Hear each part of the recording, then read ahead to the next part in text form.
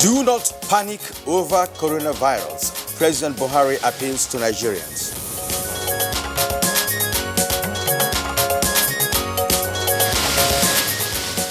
Cross River State government steps up surveillance against coronavirus at all entry points into the state. The temperature is still low. However, remember there's an incubation period of 14 days, and so we want to be able to follow up on them to be sure that they didn't come in with the COVID-19. Catholic bishops kick against growing insurgency with a peaceful procession in Abuja.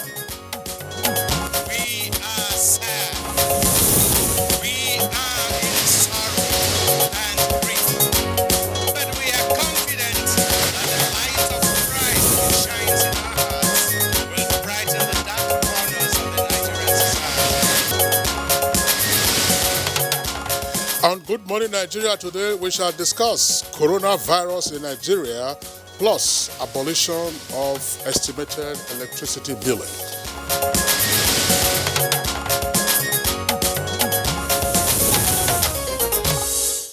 It is no longer news that the deadly coronavirus, also codenamed COVID-19, has found its way into Nigeria. No thanks at all to an Italian who has been duly quarantined and who health officials say is being treated and most likely to survive the deadly virus. Of course, Kiriana, over the weekend, the nation was also on red alert when 4 Chinese nationals engaged in mining activities in Plateau State were quarantined. But thankfully, so far, no symptoms of the coronavirus have been reported after the suspects went through initial clinical investigations. Nevertheless, the 4 Chinese are still being kept under close observation for another 14 days. Yeah, well, Kinsley, you know, these two scenarios raise genuine concerns on the need for the Nigerian government to institute close monitoring of flights and citizens from high-risk countries that have been plagued by coronavirus to curtail further importation of the disease into the country. Certainly, Kieran, and that is absolutely necessary because tracking those who have had contact with an affected person is certainly not an easy task, from the airport right to the metropolis. But recall that the Ogun State Governor, Dr. Abiodun, has already confirmed that some 28 persons were identified and quarantined in Ogun State in connection with the Italian who was said to have been confirmed with symptoms of coronavirus. But we will definitely get some updates on Good Morning Nigeria, as we will later be joined by the Minister of Health, Dr. Osagie Hanire, and the Director General of the Nigerian Center for Disease Control, Dr. Chikwe Ihekwazu. Okay, now we also have a second conversation on the contentious issue of estimated electricity billing system in the country. It's common knowledge that due to the scarcity of prepaid meters for electricity consumers, those still under the yoke of estimated billing are groaning over what they describe as the arbitrary billing by the distribution companies, commonly referred to as discos. And available statistics indicate that out of about 8 million active electricity consumers in the country, more than half do not yet have prepaid meters, which should be supplied by the discos, but are still on estimated billing, which is a controversial system where consumers pay more for less delivery of electricity. Now, only recently, the Nigerian Electricity Regulatory Commission announced the abolition of the estimated electricity billing system by the discos in the country, warning that any disco that failed to provide meters to its customers by April the 30th of this year shall lose its revenue from such customers who would remain connected and supplied electricity by the disco. And many Nigerians wonder the possibility of getting that done when half of users are not metered. Well, of course, it sounds interesting, Kinsley, but is the April deadline set by NEC feasible? And what is the challenge with distributing prepaid meters to every household in the country?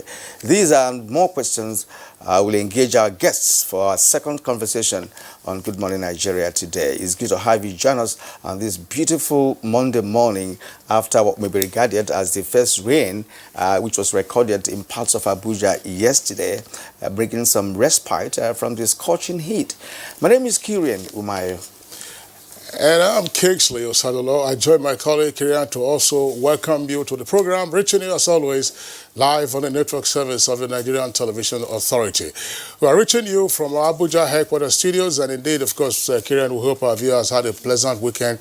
What a great one it was for soccer fans. Liverpool made their Waterloo in Watford, so no longer invincible. By a club that is in the bottom of EPL. Absolutely, but it's crept up now Exactly. Considerably. Never joke with the underdog. So the pursuit of that record by Liverpool came to grief, 3-0. And of course, yesterday was also another great one. After the rains and the cooler weather, we'd ensure that the ambience was right for those who were watching by television.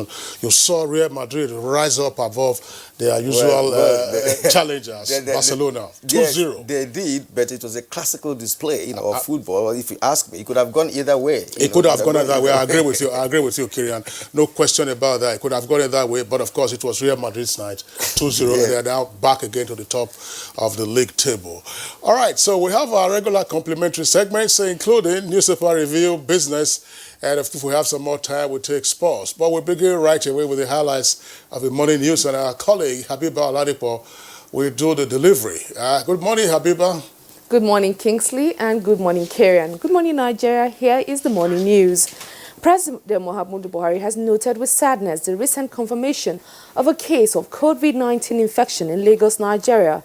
This was despite the advent efforts of government regarding the preparedness and response measures put in place by the country in its borders and beyond. A statement by the senior special assistant to the president on media and publicity, Garba Shehu, says President Buhari, however, commends the Federal Ministry of Health and other relevant agencies whose diligence and efficiency enabled the case to be detected, diagnosed, and isolated quickly, even while swift response were taken to identify and follow up on those who the index patient came in contact with. The President also commends the responses of the Federal Ministry of Health, governments of Lagos and Ogun State, as well as other relevant agencies to the reported incidents, and called for vigilance on the part of all citizens and responsible government agencies. President Buhari urges Nigerians not to panic about the news of the first case of COVID-19 in the country, as undue alarm would do more harm than good. Instead, Nigerians should strictly observe the advisories disseminated by the Ministry of Health, Nigeria's Center for Disease Control, and the World Health Organization on best ways to prevent the infection. Meanwhile, the Nigerian Civil Aviation Authority says it is working with all stakeholders to harmonize preventive measures taken against the coronavirus at the country's airports. A statement by the Director of Public Affairs of the Ministry of Aviation, James Odaudu, says the preventive measures were to ensure all travelers coming into the country are adequately screened while causing minimal disruption to them.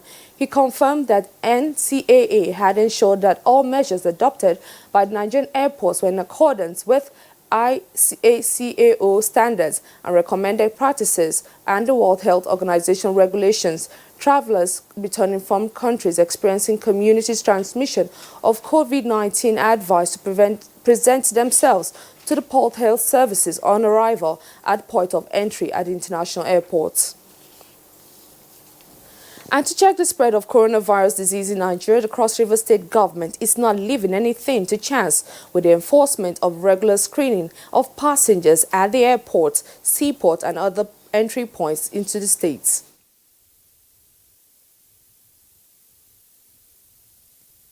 We have checked them, their temperature is still low. However, remember there's an incubation period of 14 days, and so we want to be able to follow up on them to be sure that they didn't come in with the COVID-19.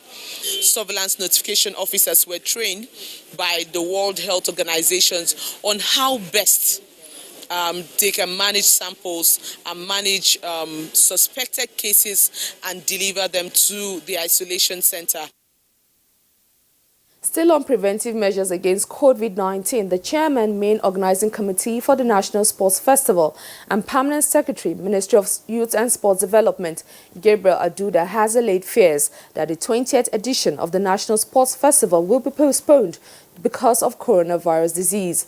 The committee allayed the fears after inspecting the State Infectious Disease Isolation Center, mapped out to quarantine prospective patients with infectious disease in Benin.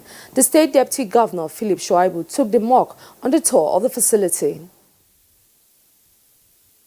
As you can see, it is actually far away from the main hospital. You can see that the facility itself and everything in it was built for purposes like this. So it goes to show how very ready the state is.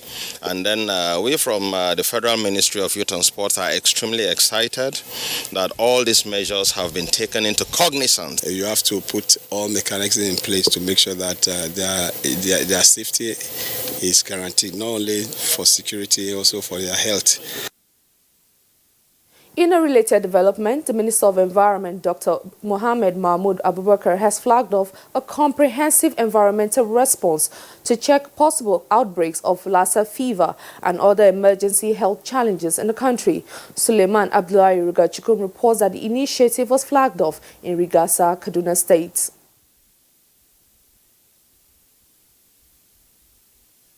The Ministry is keen in ensuring that the Nigerian environment is kept clean and tidy for healthful living of the good people of Nigeria, being the most effective tool of preventing diseases, notably infectious and communicable diseases. Diseases like Lassa fever is one of the emerging and re-emerging diseases.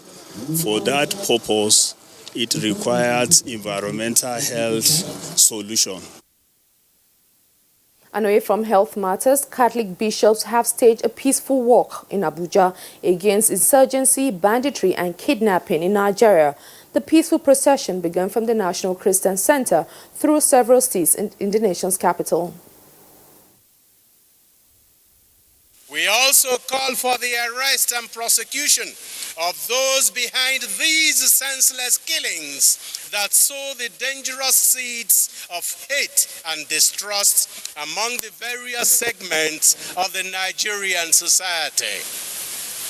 We are sad. We are in sorrow and grief. But we are confident that the light of Christ which shines in our hearts will brighten the dark corners of the Nigerian society. That is the news for now. Good Morning Nigeria continues with Kingsley and Karian after this break. Let's go, guys. Babe. Yeah? Would you please turn on your hotspot? Okay, there you go. My lady. Play this ball. Hey, hold this guy down. Password, please. 0808. Baby girl, you are one in a million. Babe. Yeah. You have a message. From who? Maybe. Read it out now. Read it out to my ears. Free your mind with Airtel Smart Talk and enjoy calls to all networks at a flat rate of 11 kobo per second. Dial *315# to join. Fine girl. Can I have your phone, man?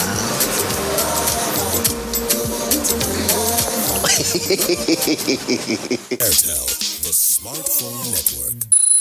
As you know, kids' exam time is exam time for moms too. The child prepares intensely, so does the mom, taking care of every little thing. But germs can ruin it all.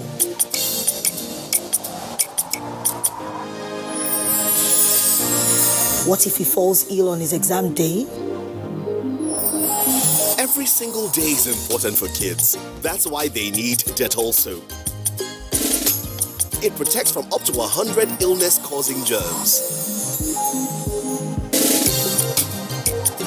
Everyday protection, everyday Dettol. 65 grams, now 150 naira.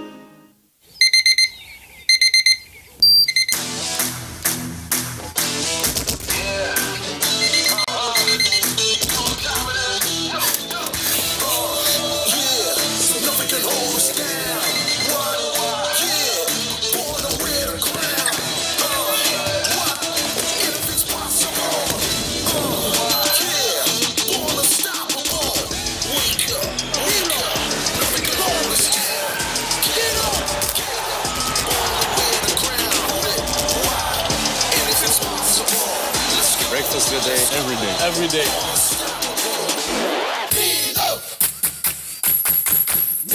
Nestle, good food, good life. Not so fast. Look, I'm tired. I want to check out of this country for greener pastures. Just calm down for a moment. Please sit down. Do you have a job where you're going to? No, but someone is arranging, Listen, Alinko. Checking out of this country without proper planning means one thing. Unimaginable begin. You know, I've been in the diaspora, but legitimately doing great things at home and abroad. As I've been saying, without the proper footing abroad, the risk is not worth it. Listen, Alinko, it's better to be home than be trapped abroad or even end up in prison.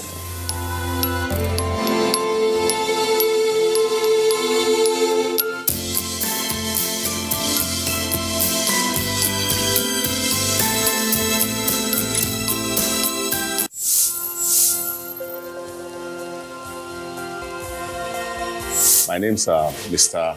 Muftau Abiodun Balogun. We started this business 4 years ago, and this is the production outlet where we do about 4,000 to 5,000 birds per day. With the closure of the border recently, we've been experiencing massive surge in demand. Our sales per day now is going to be between 15 to 20,000 birds. We needed to expand all avenues because of the multiplier effect it's creating. And the most interesting thing about this closure is that many of my farmers today are farmers we recruited recently, and they are young graduates. What the government is doing will lead us right. And I can tell you, if the government sustains this thing, sky will not even be our limit.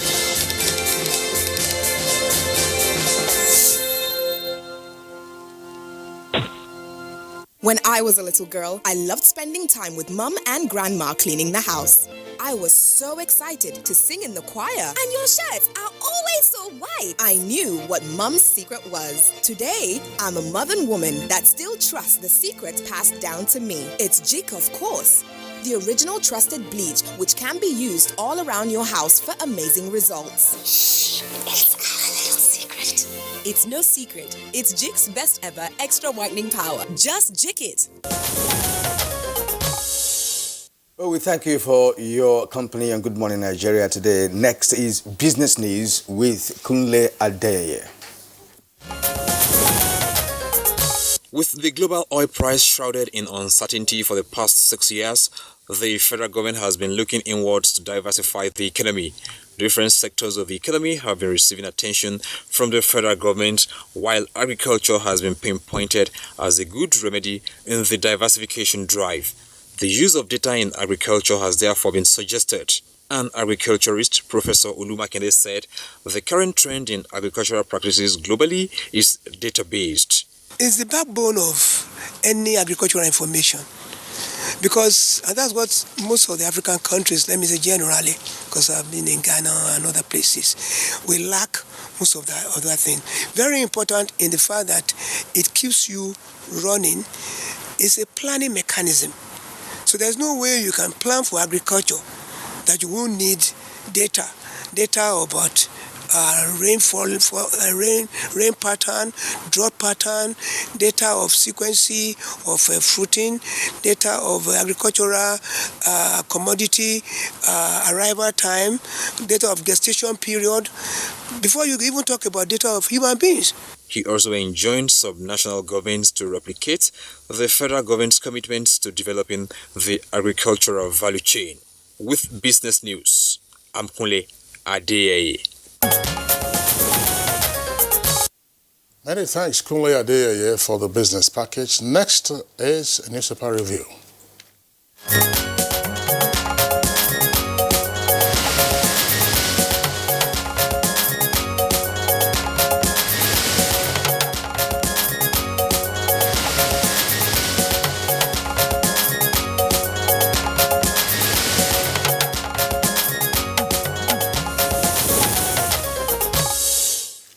Let's welcome Bayo Altoebi, our newspaper reviewer. He's already here in the studio. Good morning, Bayo. Thank you, Kirian. Good morning. Hope you had a great weekend. Yes, I did. Good morning, Kisley.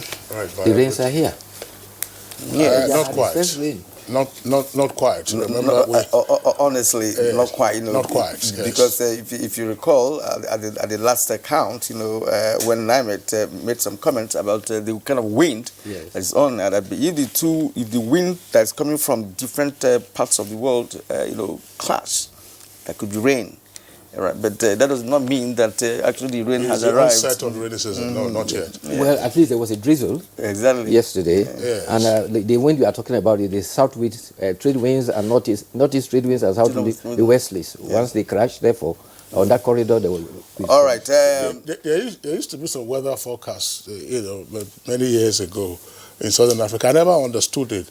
It's something intertropical convergence zone. This one coming from Atlantic Indian Ocean, but that one coming from... Exactly. All right, newspaper review. Let's begin with the Nation newspaper. Above the nameplate, Katsina, Sokoto to remove Almajiri from streets, as on page 42, with the rider, Ganduje street begging ban, minister backs governor. Catholic bishops hold peace rally in Abuja, it's on page 40, on Shebajo seeks prayer.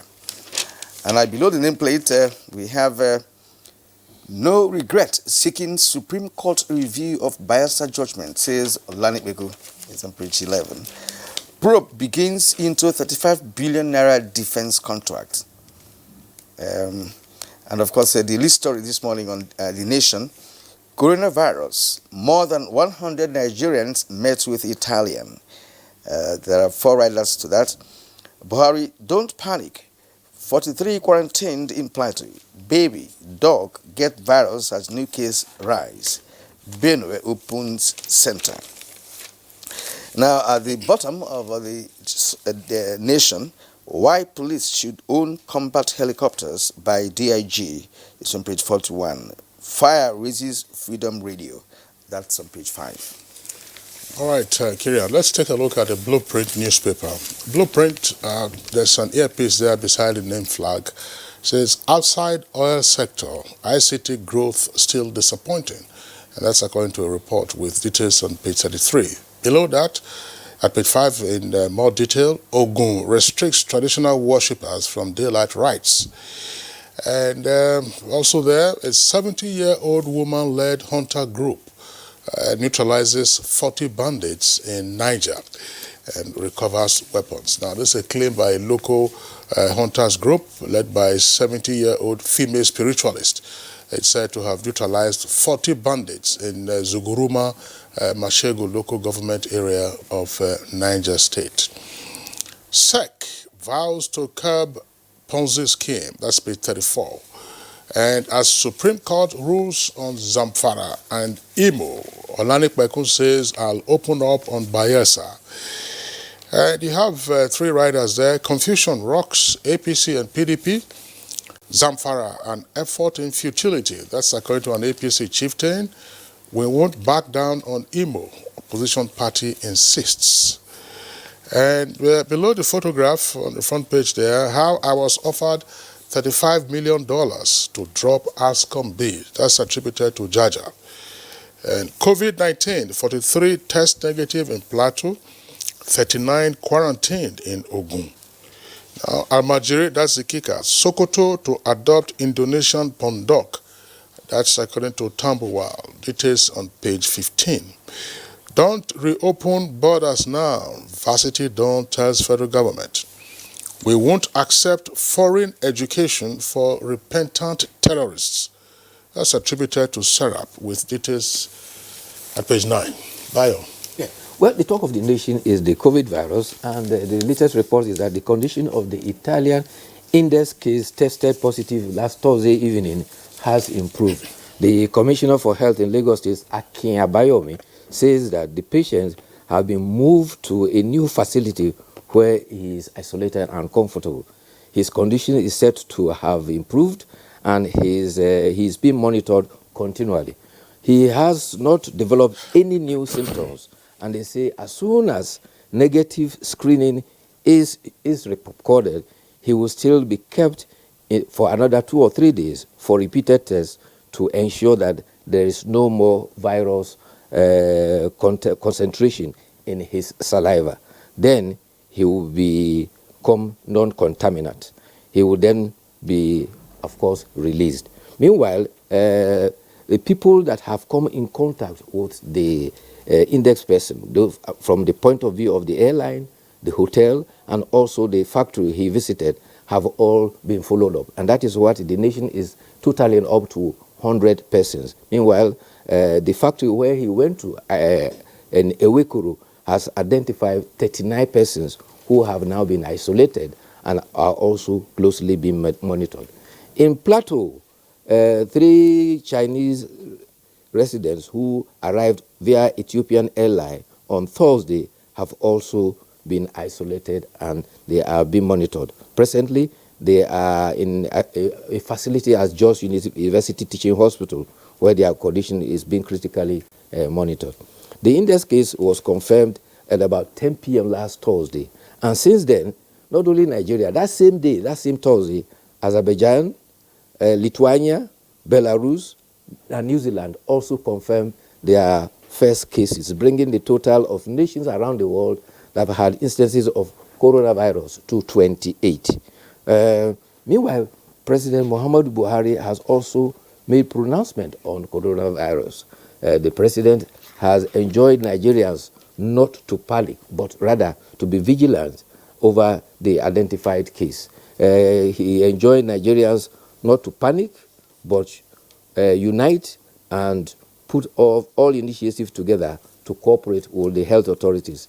Nigerians, he said, should observe the health advisories put out by the Federal Ministry of Health, the Nigeria Center for Disease Control, as well as the World Health Organization. He said it is saddening that the index case identified, but however, the diligence of the agencies that diagnosed and was quickly able to isolate him is commendable. And he stressed the hope that if all of us put our acts together and follow instructions, we'll be able to contain this virus. Meanwhile, the World Health Organization has said that so far there are about 20 vaccines that have been developed globally for coronavirus. Presently, there are several therapeutic cures that are also on clinical trials around the world. Therefore, all hands are on deck around the world to find a solution to COVID virus. So far, over 20,000 persons said to have infected in China have actually recovered and they have been cleared to be coronavirus free. Therefore, it is treatable and it is curable, provided it is identified very quickly and attended to timelessly. Okay, well, I mean, we're having the Minister of Health join us in a moment to discuss the latest on coronavirus in Nigeria. I just one little comment here. It's on the Amajiri phenomenon. It's at the foot of the front page of the blueprint. It says, Sokoto to adopt Indonesian Pondok. That's according to Tambowal, who is the executive governor of Sokoto. Said, I don't have information as to the details of the Indonesian Pondok model, but my first instinct is to say, look, are we suggesting that there are no think tank studies on the Amajiri phenomenon in Nigeria and how to overcome it? Whether students haven't done research projects, whether doctorate programs, or for that matter, NIPS, you know, which is the nation's foremost think tank. I would imagine, because there's virtually no subject that, you know, you don't have NIPS churn out every year. So have we looked inwards in the first instance on the proposals or recommendations on how to deal with it, rather than going first to say you are reaching out to, I know that you're a kid and you're an Indonesian man, yes. There is no need whatsoever to think of a model coming from somewhere else, because these children are out of school in the first place. Give them education. So what model are we looking at? They're out of school. During the past administration, we had Amajiri schools and all of that. So I thought they would have continued with that. Engage them in school. They are young persons, right? Yeah. I think the approach is there's no need of reinventing the wheel. That's right. Where they will have a phenomenon that has occurred somewhere else, similar to us, and you can learn from that and then admit it to the circumstances of our own peculiar case. But there are two aspects of it. There is the Almajiri phenomenon, addressing children on the street. There's also what is described as street begging. I think that should find its way into the English dictionary. Soliciting for alms on the street. And that was what the Sheikh Khalil Ibrahim was explaining in Kano. He said there is the Al-Majri, there are those who come from the urban areas to street beg, and there are other ones, the handicapped ones who are there. And unless you separate these three and treat them separately, you are going to have crisis. Before Bayo goes, I'm interested in that lady, the 70-year-old woman that led the... Well, it's a spiritualist. We don't have it is time for us to begin to apply what Africa has. Remember the Mau Mau of Kenya? You know, we should apply such things and get our problems solved. All right. So don't forget, Obasanjo, former President Obasanjo, in 1986, suggested that we should use juju to fight apartheid when he was a member of the Eminent Persons group. But that was 1986. And it took quite a while before apartheid was eventually collapsed. Bayo Atoyebe, thanks a lot for being around. We'll see you again tomorrow. Thank you, indeed. Okay, it's Good Morning Nigeria, live on the network service of Africa's largest public broadcaster, the Nigerian Television Authority. We'll take a short break now. When we return, we have two items: coronavirus in Nigeria, update, and estimated electricity billing. Live happily ever after. Auntie, can I have a cookie? Not until you wash your hands with antibacterial soap. Germs are like dragons hiding everywhere. I also want to conquer a dragon, Auntie. Me too. We can. Children are constantly exposed to diseases that cause colds, flu, and diarrhea. Mothers know that washing your hands with antibacterial soap stops the spread of germs and diseases. So you have to wash your hands before touching or eating it. When you come home after a long day and after using the toilet. I love my family, and I know you love yours too. That is why I now regularly wash my hands with antibacterial soap. Would you join me as we wash our hands to protect Nigeria? The Better Clean Nigeria initiative is in partnership with the Federal Ministry of Water Resources. When we have love, we'll be able to unite, irrespective of tribe, religion, and culture. So we keep preaching on love. That is the only binding force. Let us love ourselves, irrespective of where the person comes from.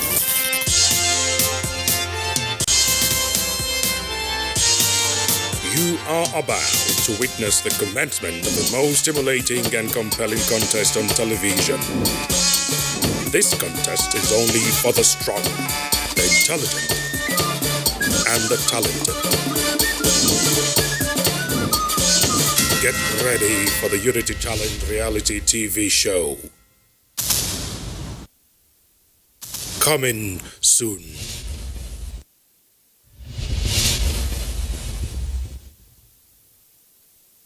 When I was pregnant, I worried you would look like your dad. But look at you. After 6 months, I worried about the right foods to give you. Now you've grown so much, but doctor says anemia can affect your growth and slow your learning. Mom is right. 7 out of 10 kids in Nigeria suffer from iron deficiency, which can cause anemia. 1 meal of Cerelac Junior with Iron Plus provides 50% of your child's daily iron needs to support proper growth and learning. That's reassuring. Cerelac Junior with Iron Plus. It's all good, Mom. New digital technologies have thrown up new opportunities for online news gathering, reporting and management. NTA TV College invites online reporters, journalists, public relations practitioners, multimedia producers and freelance reporters to a special 2-week intensive course on intermediate online news reporting skills. Take advantage of the course to upscale your skills in computer-assisted reporting, social media content production strategies, online media platforms for information dissemination and management. Date 2nd to 13th March 2020. Course fee 80,000 naira per participant. Accommodation inclusive. Also running is a special 4-week intensive course on modern trends in broadcast media marketing. It is an essential course for the sales force in the broadcast media, in the public and private sector to sharpen their skills and improve their capacities to deal with contemporary marketing challenges and competitors. Date 16th March to 9th April 2020. Course fee 100,000 naira only per participant. Accommodation inclusive. The venue for both courses is the serene and secure environment of NTA TV College, near Old Government House, Rayfield, Jos. For more inquiries, please call 0803-314-4383 or 0806-980-9807. NTA TV College, Jos, training you to be the best you want to be. We have 30,364 individual, 6,437 household. Boko Haram ya koro mu daga garinmu wanda ake cewa Doron Baga. The government has done a lot of things. Some corporate bodies have also done a lot of things, but there's still a lot to be done.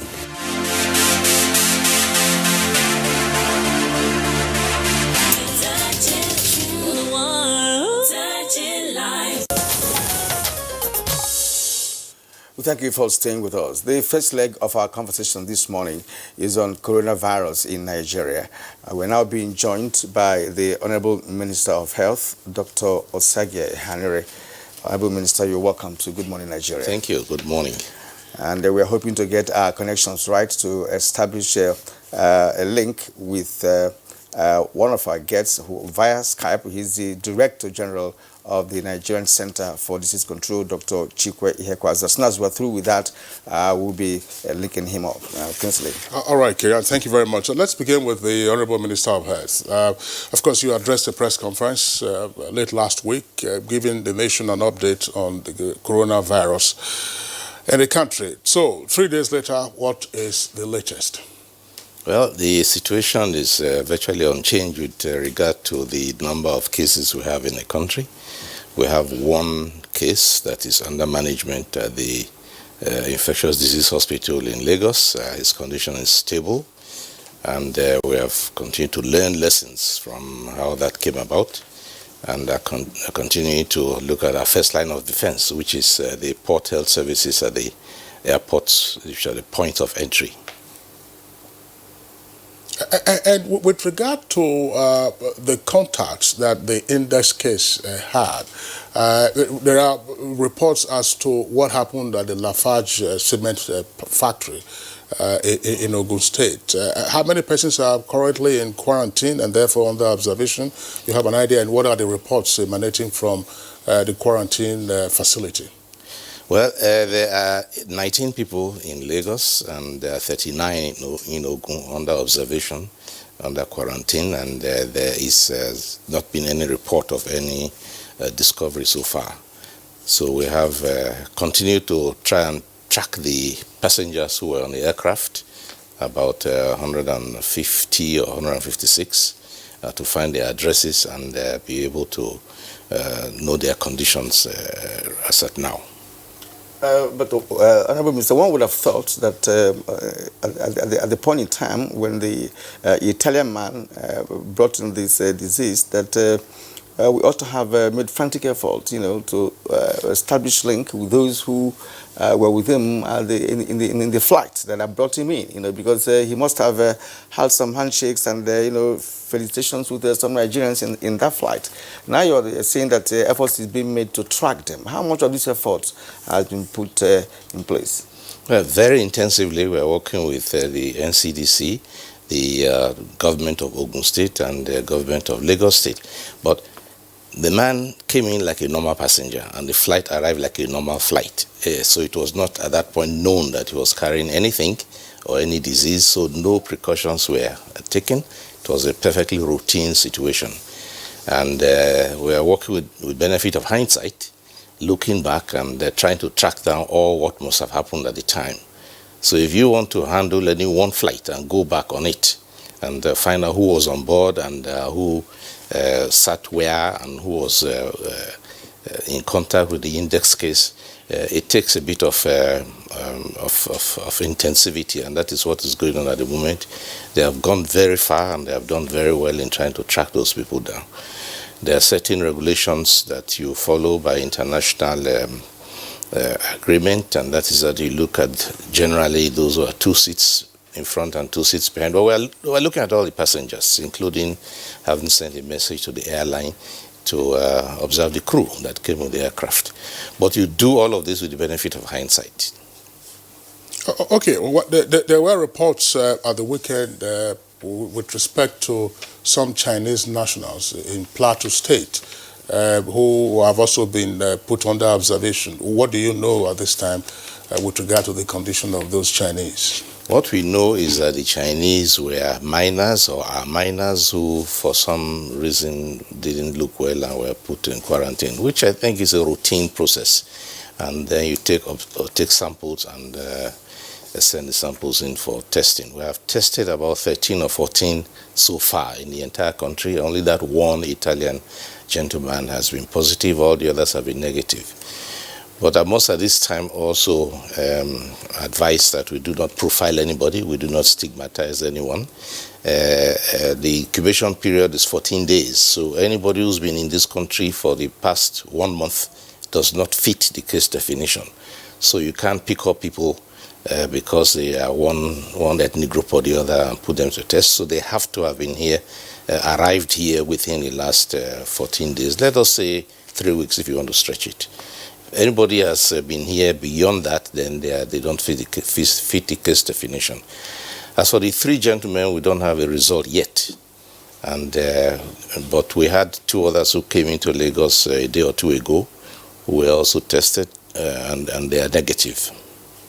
Oh, okay, Honorable Minister, Nigerians are really, scared, to a point, because some believe that the infection is airborne. Some think it's only when you have a close contact with the carrier, so to speak. So, what is the method of infection? If you have carried any study on that, how does it affect? Because, if the Nigerians aboard that flight, who may have contact one way or another with the index case, and they have gone down to their families, different families across Nigeria. The possibility, if it's airborne, if the possibility of spreading is there. Let Nigerians know this virus and how it's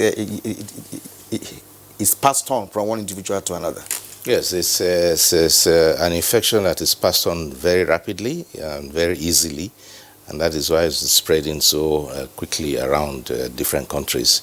It is passed by droplet infection, droplets that are released when you sneeze or cough, and they are released into the air. And obviously, they are extremely infectious.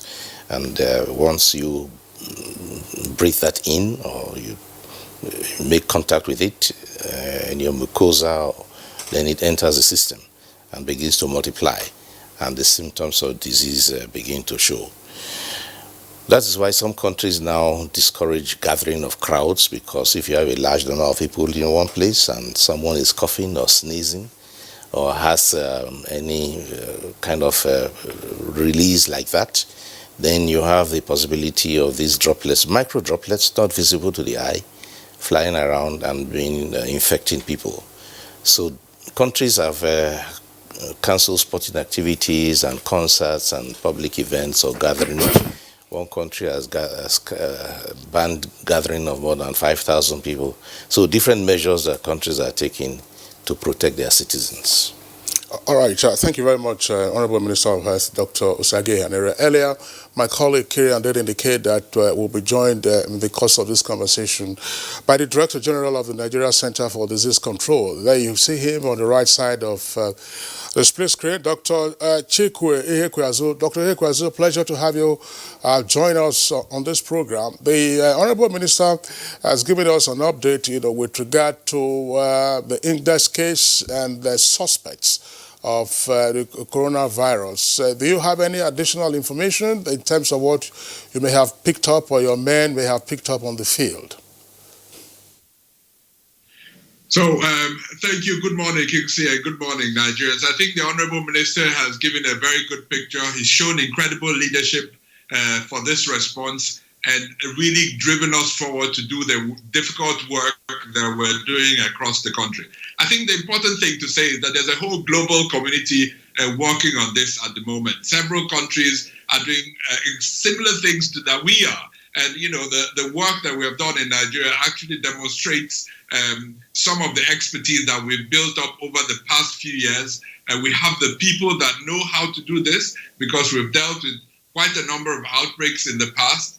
Thankfully, no respiratory outbreaks, so there's some unique characteristics of this one. But we have individuals that are committed to the role, that understand infection prevention and control, contact tracing, and all the principles that we're now applying.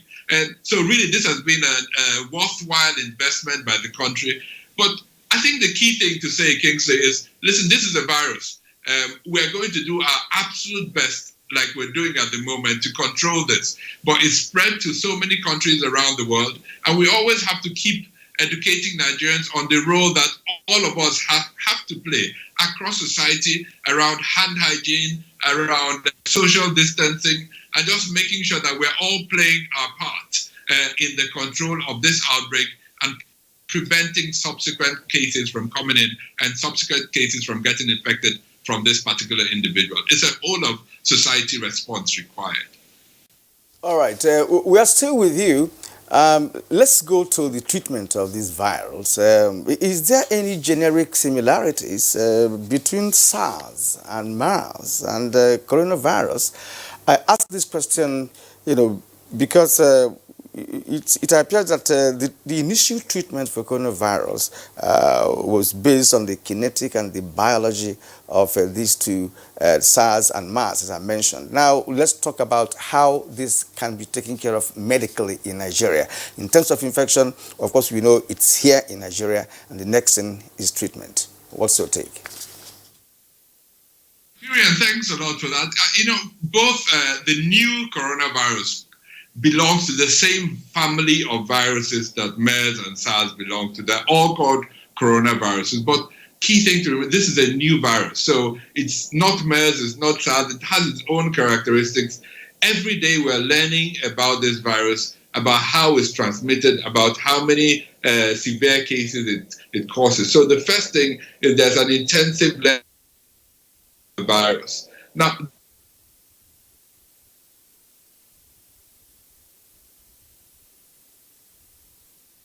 Well, we seem to be having a little technical hitch there with our friend who has been talking to us on this issue. Well, we're going to return as soon as the engineers do the needful to allow us a re-established link with the doctor. We're back here in the studio once more. Let's return to the Honorable Minister. Honorable Minister, he was talking about the generic similarities between the ones we have experienced in the past and what is now called new coronavirus. In terms of drug administration, what are the Nigerian medical professionals doing with respect to advancing in a therapy, which could be locally made, to address coronavirus in Nigeria? Well, to continue with what the Director General of NCDC was saying, they are all in one family. You do have differences in genetic makeup, slight differences, which makes one virus behave differently from another. So that if you have a vaccination against one, it might not work against the other. So you have to have various vaccinations against each particular strain. Now, the treatment is largely supportive treatment because, as you know, viruses don't respond to antibiotics. They can cause fever, pain, aches, and so on. So you give supportive treatment. You might also like to give IV fluids, but generally allow the body to build its own immunity against the virus, and that's how people recover. There's one country that claims to have, I think it's Vietnam, to have successfully treated all its cases of COVID-19, which means that it has had 100% success in saving the people who were affected in their country. Okay, Honorable Minister, thanks. We understand that our connection to Dr. Ihekweazu is back. If it's there, can we see him on the split screen? If the director, okay, Dr. Ihekweazu, we understand that we're having you back now. Part of the question that Kirian posed to you has been addressed by the Honorable Minister. I just want to piggyback on that and pose this question. Look, what is the behavior of this coronavirus? I'm asking this because we know that what is called a common cold or flu is also a viral infection. And of course, any person that has a severe flu, you manifest the same symptoms: runny nose, fever, which is high temperature, and sneezing. And of course, when you sneeze, your head will virtually split. And people do die from flus, particularly during the winters in the northern hemisphere. So what makes coronavirus therefore unique? So I think it's a great question. It's important the features you have mentioned, because 80% of everyone infected with this virus actually presents with a mild, what we call influenza-like symptoms. So, a cough, some, sweatiness, catarrh, and a little bit of fever, just like anyone would have with a routine coronavirus, the common cold infection, let's call it that way. So the anxiety related to this virus and this new disease, it's important to remember most people will recover without even knowing that they have been infected by this virus. And that's an advantage and a disadvantage. The advantage is that, of course, you recover and get back to life. The disadvantage is that sometimes you're spreading the virus without even knowing that you're severely ill yourself. So the people most at risk of this virus are the elderly, people with other conditions. We call them comorbidities, hypertension, high blood pressure, diabetes. And in our context, we don't even know what the relationship will be with other infectious diseases in Nigeria. HIV, malaria, those are a bit unknowns because we haven't really had the number of infections here. So, but I think there's good news and bad news. The good news is that most people would recover. The bad news is that there are a few people that will become severe. And that's really what the focus of our preparedness efforts are, to make sure that those that do have a severe illness and a critical illness, that we have the facilities to be able to manage them. But our strategy at the moment, the heart of our strategy is to prevent cases from coming in the first place. And that's really where all the efforts of the federal government of Nigeria, led by the minister and the honorable commissioners in these 2 states, and in the 5 states with international efforts, are focused. We want to focus all our efforts in preventing cases from coming in. If they do come in, detecting them early, that has happened in Lagos, bringing them into care so we can identify all the contacts as early as possible and prevent further transmission. Dr. Ekwazu, thank you indeed. Kyria, I'm sorry to jump in here because Dr. Ekwazu mentioned influenza. I want to ask the Honorable Minister, I mean, in 1974, around about this time, 1974, I recall that our resumption in boarding the house at the time was delayed by about a week or two because they said there was an influenza in Nigeria. In 1974, I remember that vividly, and I think Professor Tam David West, the late virologist, did some studies subsequently. What is the difference between influenza and this coronavirus? They are supposed to be viral infections. Well, there is a general term for these viral infections that affect the upper respiratory tract.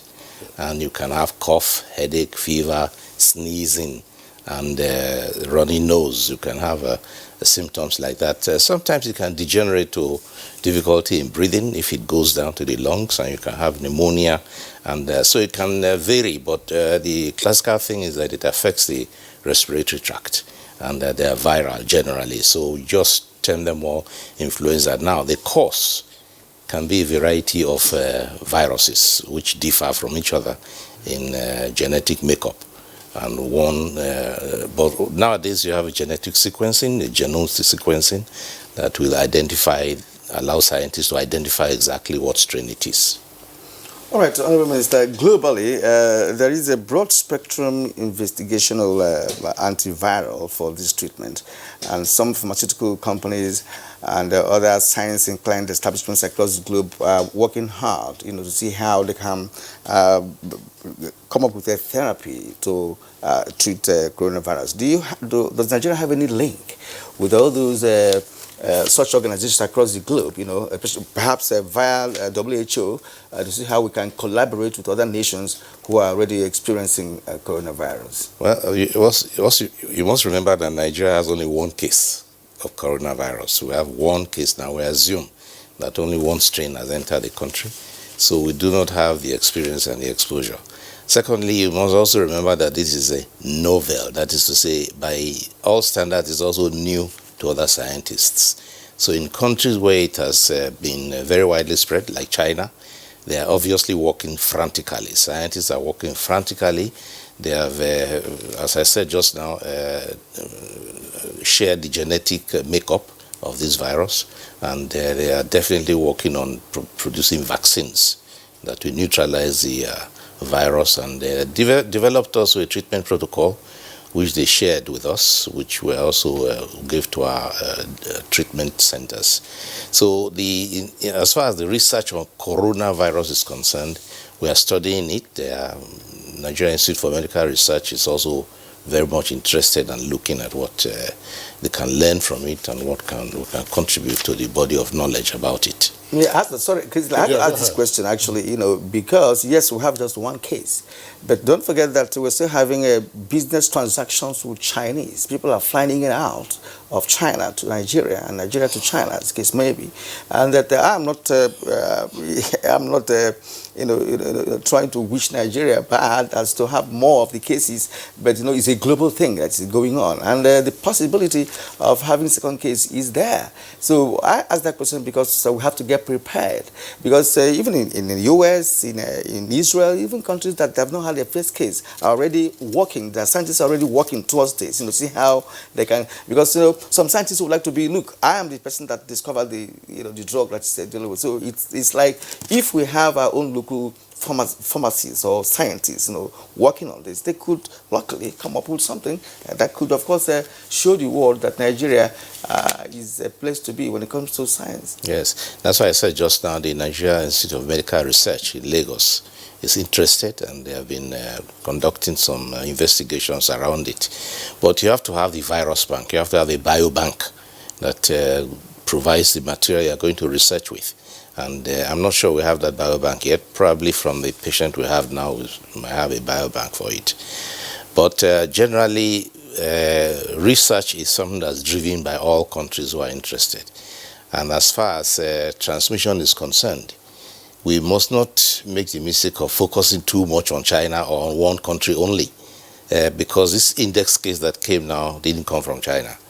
So we must keep our eyes wide open, look in all directions, and that's exactly what we are doing to beef up our first line of defense, which is the port health services, where we shall identify passengers who are coming in, who look sick or who are sick or who have a temperature, and those who don't have any or are coming from any high burden country are put under quarantine, self-isolation, where we monitor their state of health for at least 14 days. So anyone from a high burden state, and there are 5 high burden states as I speak to you now, it may increase. The high burden states at the moment are China, Japan, South Korea, Italy, and Iran. That's right. So those are the high burden states at the moment. It may grow, may also reduce depending on what measures are taken. Yeah, there was a report, Kieran, on the weekend that a member of parliament of Iran, has died of the coronavirus. The vice president of the country has also been infected, and deputy minister of health has also been infected. That's from Iran, by the way. Yes. I just wonder, Honorable Minister, the social media has all kinds of things, most of it not useful, but sometimes you do get some useful tips and hints. There was some message that was circulating over the weekend about one of the persons who came in contact with the index case in Lagos, supposed to be a driver, who is said to have claimed that he wouldn't surrender unless his blackmail objective was fulfilled. Namely, if the government pays his family 100 million naira, otherwise he will go to different parts of the country spreading the virus. What is the veracity of this, if any? Well, we have no proof of the veracity of it. It makes very interesting reading. But I think that anybody who takes that route is risking his own life, because he will not submit himself for treatment, and he might not live to enjoy his 100 million naira if he ever got it.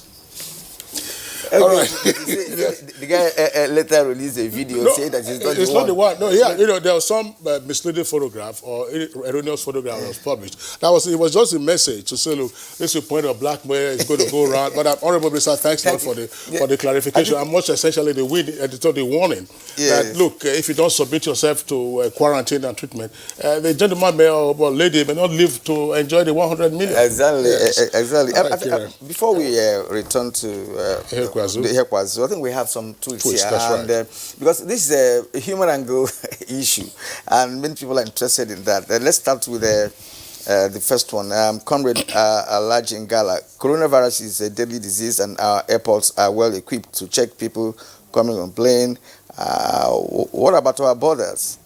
All right, Amugbala Hambabs, from available information, relevant agencies and stakeholders have been up and doing by taking necessary measures to curtail the spread of the coronavirus in Nigeria. We'll do ourselves a lot of good by not playing partisan politics with the world's current nightmare. Nigerians, that's from Ibrahim Mojuali, Nigerians should be wary of purveyors of fake news during this time so that they would not fall into the antics of fake news like that of Ebola, where we bathed and drank salt water.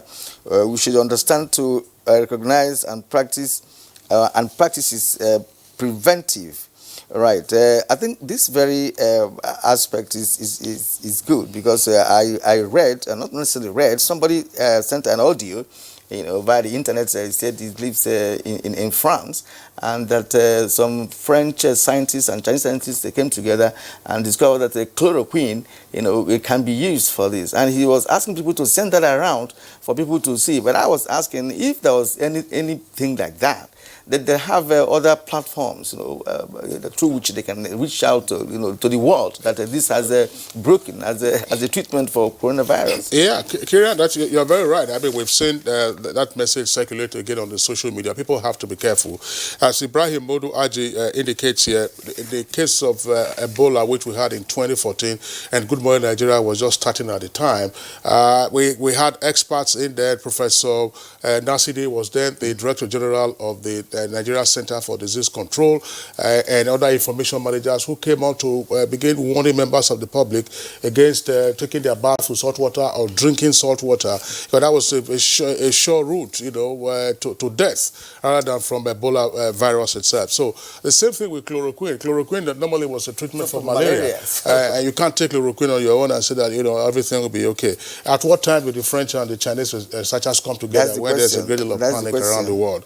Now, Mike Anyakwa has this tweet: we must take the bull by the horns. Foreign airline staffers should not be left out, as well as tourists from those countries that have been impacted. Prevention is better than cure. Delajak Solomon, Nigeria's experiences in stamping out Ebola as well as polio are promising signs that we can fight to contain the spread of the new coronavirus with more efforts to this effect. All we have to do is to continue to beef up our security and continue to improve our level of preparedness. Now, Gabriel Kambai tweets, I said there's no need to panic, and the media, individuals and agencies should endeavor to educate our citizens on the virus, learn how to produce face masks locally, practice basic hygiene, and the best protection is the one you can give to yourself. Festus Akimbo, at present, it's just one confirmed COVID-19 case in Nigeria, but it's just a matter of time until it spreads. Already, coronavirus is affecting our everyday life, and government at various levels must take effective to curb its spread. Google Silvanos, trace and confirm all who flew the same plane with the infected person and every movement they have made so far. Publish it for the public to be mindful while isolation and quarantine centers are provided in every metropolis. Equip hospitals with preventive drugs and protection for health workers. Chris Simeon, we should focus more on our airports. Federal and state governments should collaborate to check international airports in order to combat coronavirus. All right, so those are the tweets that we're taking in the meantime. Let's go to Dr. Chike Ihekwezu to give us his final thoughts. Dr. Ihekwezu, I mean, we've heard from you and indeed from the Honorable Minister of Health and other qualified health experts on what people should do at this time. What should people avoid doing at this time? So thank you. I think the most important thing is to listen to formal sources. The Honorable Minister has been very proactive, granting press releases, being on the media houses. We have done the same on social media to keep Nigerians informed. You see, we're fighting with a real situation, a very difficult situation in Lagos. At the same time, we're fighting with a spread of fake news, information that is unverified, and it distracts us from the work that we're doing. So, Kieran, I think an important message to Nigerians is listen to the formal sources, listen to the Honorable Minister's press releases, press interviews. We will be open and transparent to Nigerians, providing them the information they need to make critical decisions and support the government in our efforts, and really come together as a society, which we always do when there's a crisis. So the key thing is what they shouldn't do is listen to every WhatsApp message they receive, every tweet they receive. Please follow the Federal Ministry of Health, follow the Nigeria Center for Disease Control on social media. We will give Nigerians the information they need to protect themselves. Trust government. We're there for you, and we'll keep working for all Nigerians to keep us safe. Thank you. And before we finally sign you off, let's bring in Dr. Osage Hanere, Honorable Minister, your final thoughts. Well, very much along the same lines, we need to be able to be ahead of the pranksters who think this is all funny and sending all messages around which have absolutely no scientific basis. We accept invitations to educate Nigerians and inform citizens so that we can have access to all the information they need to protect themselves and their families.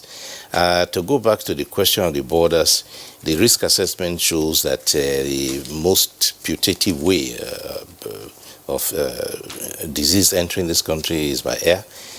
Land border, yes. Sea border, yes, but with lower probability. So we're looking at maybe 95-96% by air and maybe the remaining by sea.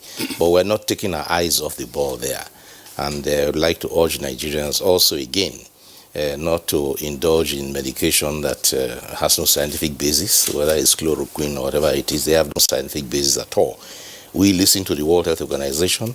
They are the ones involved global health. They carry out all the research and give us the advisory that we need.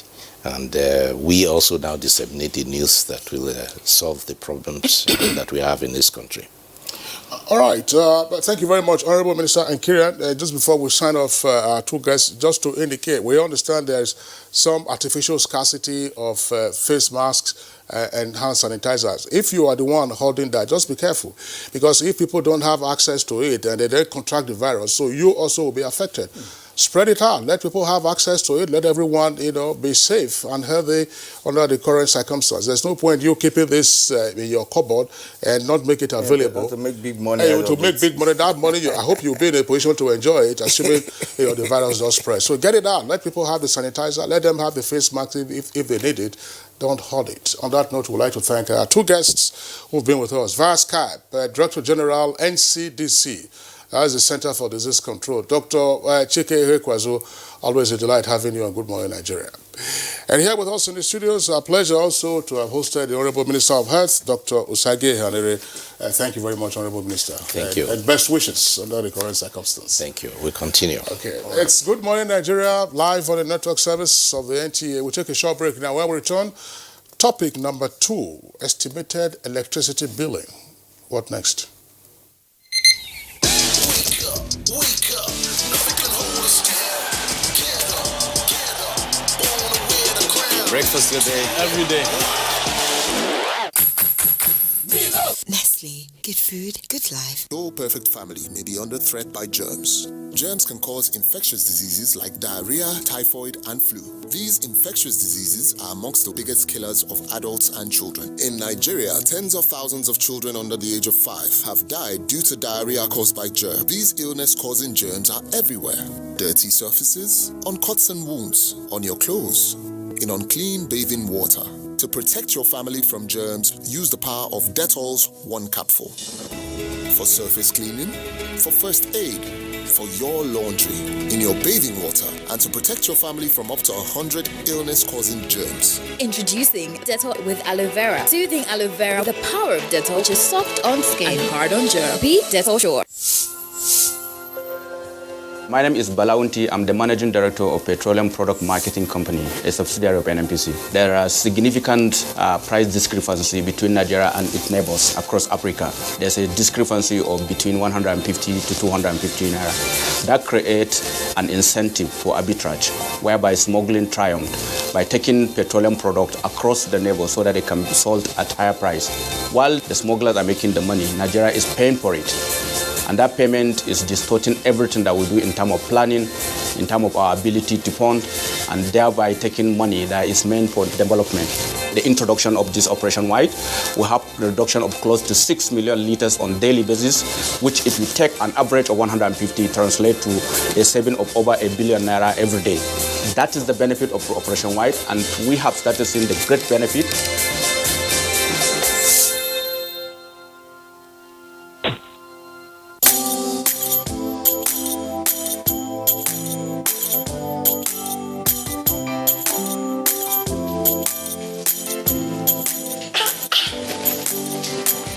You people sell imported materials here. As beautiful as the shop is. Auntie, buying foreign goods does not help our economy. Neither does it boost local production. And the good thing is Nigerian-made products are high quality. Really? And to make Nigeria great again, that is why I only sell made in Nigeria products. Because change begins with me. Convinced. Change begins with me too.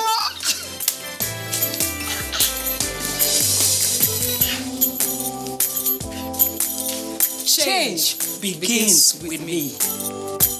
This message is brought to you by the National Orientation Agency in conjunction with the Federal Ministry of Information and Culture. Program is still Good Morning Nigeria. Our second conversation this morning is on the abolition of estimated electricity billing in the country. How feasible?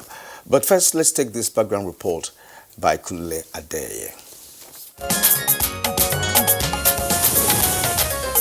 One of Nigeria's problems is the lack of adequate power supply, which many say has contributed to the slow development of the country. The current administration inherited the challenges of electricity and a sector that was deregulated. The distribution of electricity in the country is now vested in the hands of distribution companies, commonly referred to as DISCOs. Since the introduction of the prepaid meters, electricity consumers who had access to them have experienced some relief in the billing system, as they can now relatively manage their consumption and reduce wastages than in the past. Sadly, the prepaid meters are yet to go round, and many consumers are still billed based on estimation, which has not only generated controversy but led to accusations that the DISCOs are simply out to rob customers and make cutthroat profit. Some estimates show nationwide that substantial percentage of electricity consumers have not been provided prepaid meters. While there are efforts to jack up the number of prepaid meters in circulation, those still under the yoke of estimated billing are groaning over what they described as arbitrary and exaggerated electricity billing, leading to some public demonstrations in recent times. The recent order on transitional capping of estimated bills applies to the R2 and C1. The House of Representatives in 2018 attempted to outlaw estimated electricity billing by passing a bill seeking to reform the Power Sector Reform Act and criminalize estimated billing. The legislation did not abate the problem, and only last week, the Nigerian Electricity Regulatory Commission was compelled to officially abolish the controversial practice of estimated billing of electricity consumers by the 11 power substation companies in Nigeria. To me, the estimated billing, I would say, is an act of injustice and imbalance on the part of Nigerians, simply because, in fact, they started talking about the prepaid meter. So it will be better if that prepaid meter will be distributed to people. I believe it should be abolished and let there be distribution of prepaid meter to all houses. That is what I believe it should happen. What are the challenges of eliminating estimated billing And how can this protracted issue be resolved once and for all? These and more issues are what guests on Good Morning Nigeria will be dealing with in a moment. All right, many thanks, Kuli Ade, for that background. Here with us in the Abuja studios to discuss this issue, let's welcome Engineer Gideon Fatumbi, his head metering and laboratory services department of the Nigerian Electricity Management Services Agency. That's NEMSA. Engineer Fatumbi, pleasure to have you with us on the program. Good morning, viewers. All right. Also here with us in the studios is Oyebode Fadikbe. Oyebode Fadikbe is head corporate communications of AEDC, that's Abuja Electricity Distribution Company. Pleasure to have you around. Thank you very much. It's my pleasure. Good morning, viewers. Okay. Yes, and also in the studio is Prince Willow Korea. Prince Willow Korea is the National President, Association of Public Policy Analysis. He is also a coordinator of Small and Medium Enterprises Electricity Consumers Protection Program and the power sector activist. You're welcome to the program. Thank you very much. And joining us from our Kano studios is Mohammed Abubakar. Mohammed Abubakar is the Senior Manager, Strategy and Compliance, Kano Electricity Distribution Company. You're welcome to the program. Thank you, viewers. We are discussing a very important matter this morning because it concerns all Nigerians, whether rich or poor. Since the introduction of prepaid metering in Nigeria, access to that piece of gadget has been a Herculean task. And one has to pass through certain ordeals to be able to get it, even when you're asked to pay for it. If you pay, you still wait for about 3 months to get it.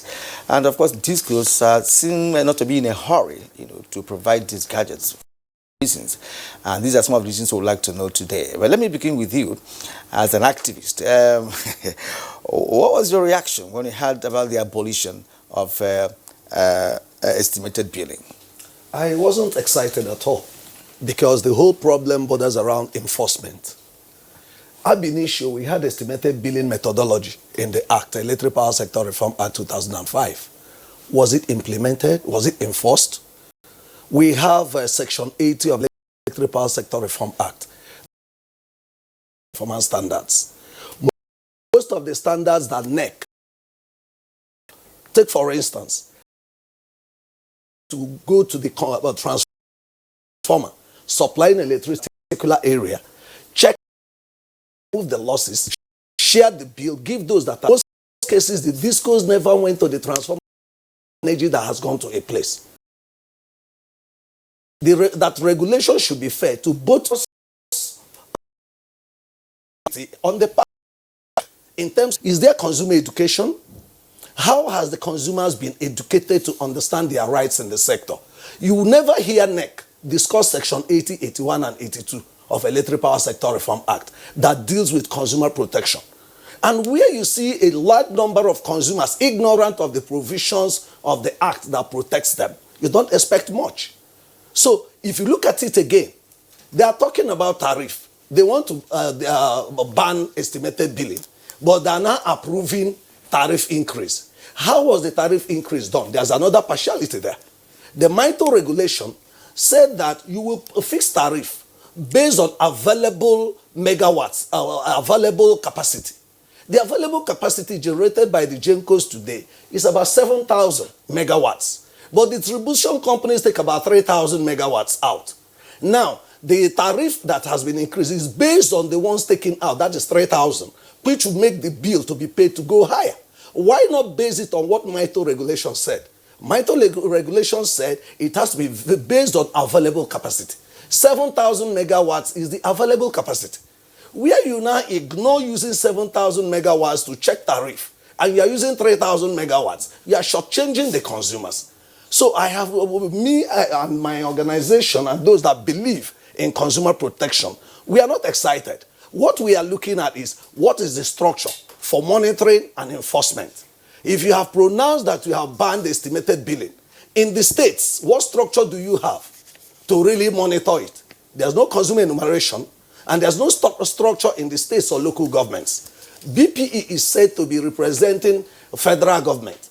And they said federal, state, and local government own 40% in the value chain in the companies. Now, who represents the interest of the states and the local governments in this value chain? Can you go to any state now, you say this is the unit of the state government that monitors revenue that comes in, that monitors the level of performance of the discos? You don't have that. Another issue that makes us feel this is not realistic is the CBN is there. Now, you hear the discos say that there is an inadequate tariff. How do you determine inadequate tariff? At least you have about 36 million consumers in Nigeria. And then what is even the NEC, what is the consumer enumeration that has been used to determine inadequate tariff? How much has the banks agreed in a transparent and accountable manner as the revenue generated by the discos based on metering and based on estimated billing all the while? All right, Prince Will Okorie, thank you very much for your opening salvo. We will return to you in the course of the conversation. Let's bring in our engineer Gideon Farumbi, who is of NEMSA, that's the Metering and Laboratory Services Department. Look, Okorie has raised the point with regard to consumer enumeration. So, what do we know about the census of electricity consumers in Nigeria? And therefore, how many of these enumerated consumers currently have access to meters? So what is the shortfall? Okay, thank you. For our viewers, Nigeria Electricity Management Service Agency is actually set up to carry out the function of enforcement of technical standards and regulation, technical inspection, testing, and certification of all categories of electrical installations, electrical materials and equipment, including electricity and instruments. This to ensure quality time. Just take my question. So Yeah. Just take my question. I'm coming. Yeah. This we actually project into the question. So this, what the NEMSA is all about is enforcement. And we are there to get the right quality, right specification into the system. And if this, for us doing this, we'll be able to make sure that any meter going into the system are the and integrity of the meters are well known. So getting to your question, from the statistics we have, the enumeration we have from 2012 is around 5 million. And as at today, that's at December 2019, we have 10 million. Out of that, metered approximately 4.8. Then unmetered is approximately. Okay, in the southeast of Nigeria, decided 16 one of dysfunction lasted for 3 months in pieces, and the problem was then that asked last week some media to the increase in issue of viewers, and thank you for having me on this program. Let me first of all clarify a position. Estimated billing has not been banned. What has happened is that NEC has put a ceiling that for certain area, in certain locations, you cannot go above this quantity of energy. For instance, let me take AEDC that I'm quite familiar with. In Metama, for instance, the upper ceiling is 432 kilowatt, the unit cost of energy. So if you take 42,000 plus, which is about the bond between Nasarawa State axis, Ado, for instance, cannot be more than the entire month. So in band, RC has done is deeds all over the field customers who don't have meters.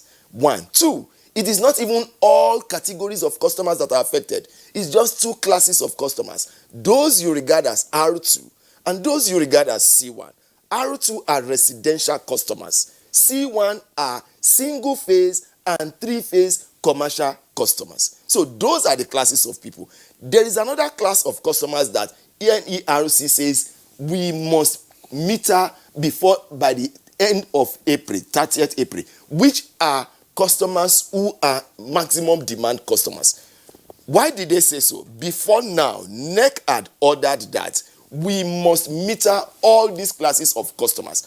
Peradventure, there are still pockets of unmetered MD customers. NEC now says by the 30th of April 2020, you must have completed all, the metering of all those classes of customers. So not metering all, just the classes you mentioned. You're not going to, what about the other classes? No, what I'm saying is that the classes of customers that NEC has identified for this estimated billing is R2 and C1. Because in any case, they form the majority. They are the bulk of the customers. Let me also say that there are customers that you classify as R1. Those ones are still paying 4 naira. There are still customers in this country who are paying 4 naira. So, for those ones, NEC has even said you cannot also have 50 kilowatt hour for them. So you still have customers who are paying as low as 200 naira per month. When you cannot, when your phone, yes, that's it. Is here. It's not a It's not a document. Sorry, sir. The document is not my document. No. The document is not my document. The document is a correct document. Thanks a lot. Yes, sir. For the clarification. Thank you, sir. But we also have the Senior Manager, Strategy and Compliance, Kano Electricity Distribution Company. That's Mohammed Abubakar in our Kano Network Center. Some consumers are of the opinion that to the extent that the law, that's the Electricity Sector Reform Act of 2005, provides for estimated billing, DISCOs have now latched onto that provision and they are shirking their responsibility of providing meters. And the question always is, what is the big deal about providing meters? How much is a meter, by the way?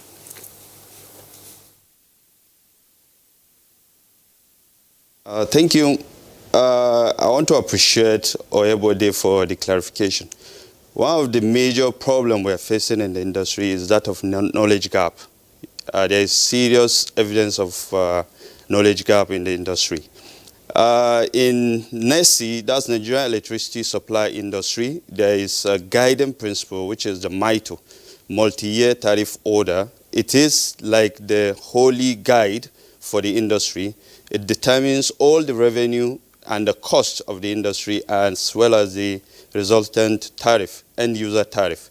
So what is basic there is the fact that for a DISCO to meter its customer, there must be vision. We call it an investment, an average of and war review. So basically of the DISCO, the point here become imperative for the DISCO can actually impact on the industry. So, but it has brought a new regulation taking off the responsibility of provision of meters from DISCOs to the third party, which is that has responsibility the customers. For put something to us and the consumers, DISCOs, you get it when you pay for it. So Kingslow was got to procure the meters. I want to bring you villages. The month, this community told the local government 2004 no electricity because they wanted to 33 kVA estimation. To the if of crime in this sector is collecting the reconnection fee, which is nowhere in the act. There's nowhere in the act that it was said there must be reconnection fee. Rather, the act says if you have a standard of performance for distribution, disconnect you and you pay 4 hours, you should be reconnected. To reconnect you that same day, as they're giving you bill, that client provided a very good grant for this consumer forum. They say, first of all, you report to the customer unit of the DISCO. After 15 days, NEC wait for another 15 days. You'll be in darkness. The consumer friendly. What? 5.2 million without. What is the deal in providing meters? What is man from Kano was trying to lay foundation for is the issue of liquidity. Fair by 2 points. One, the issue of liquidity. Second, a much longer time to produce rather than machine-made shoes. Are meters handcrafted that it will take almost a decade to get 1 meter out, then you bring it to... what is the big deal? What do you know about this? I think Mr. Fadipe has said something earlier regarding finances. I think that's the major But people are paying for the meter. What about fund? What is fund all about? The people are paying for this meter. So what is the fund you were talking about? Many people are willing to pay for the meter. Say something along the line of your handcrafted shoes. Thank you for the thank you for the handcrafted shoes. But I know where this shoe was made. It was made in Aba. So if they are doing handcrafted shoes in Aba now, let them also do. Let them also give us meters that we can pick easily. But coming to the issue specifically, before now, what we had was CAPME, and it was also customer funded. Let's also backtrack a little bit. NEPA, PACN, then NEPA. I have said it before, and I want to say it again, and I stand to be corrected. Meter has not been at the same pace of customers' demand. It grew a little bit worse towards the privatization, and that's why government brilliantly came up with the issue of CAPME. Again, it was on the basis of liquidity, that if the discos then, or the then NEPA or PACN cannot fund it, let customers advance the money. So this problem is not a fresh problem. It's not as if it was when the discos came or post-privatization that this issue of liquidity came in. Just hold on, sir. Mr. Prince, you will hold on. We will come to you. Hold on, sir. Please, I think you will have your floor, sir. You will have your point, sir. Go ahead. Now coming after CAPME, the discos took it on. The problem was still there. Now we have come to MAP, and discos have been asked to hands off. Why is it that all the maps in the country have also not been able to meet up with the demand that is on ground? That's the question we should ask ourselves. And yet, yes, Mohammed Abubakar. Yes, sir. And yet, we keep hearing from the discourse about cost recovery, that you are not able to collect, tariff from users of the electricity. If people have meters, they don't need to come to your office. Your people don't need to go there to go. They will come and buy credit from you. The money goes into your pocket. So what is it? I keep asking this question. You have to pardon my ignorance.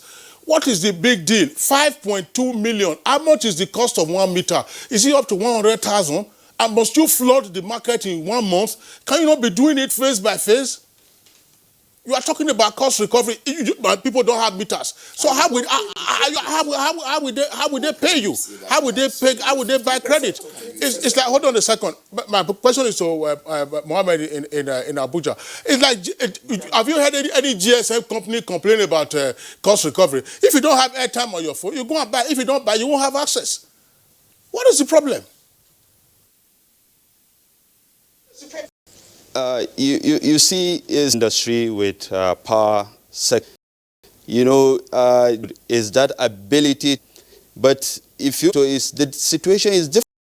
Public good, if you actually learn and bring us up to problem we are battling with in this, everybody said. They provided. If they are complaining of liquidity. Was there no feasibility study done before they came in? Okorie, full stop. Not pause, full stop. Oyebode Fadikwe, tell us, why are some of your members rejecting power and then you say you don't have money? It's strange to say that discos are rejecting power. It's quite strange. Take for instance a study.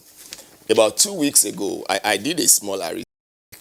We can do it here. There are about 168 hours in a week. We didn't get power for 130 hours. For 130 hours. We are at the end point. We didn't get power from the next level of power supplier. So what do we do? In fact, we have to pause it here. We don't have to pause it here. We'll take it from here for another day. We're going to assemble again for this very part of the show. Yes. Let's thank engineer this morning. Head Corporate Communications Abuja Electricity Distribution Company.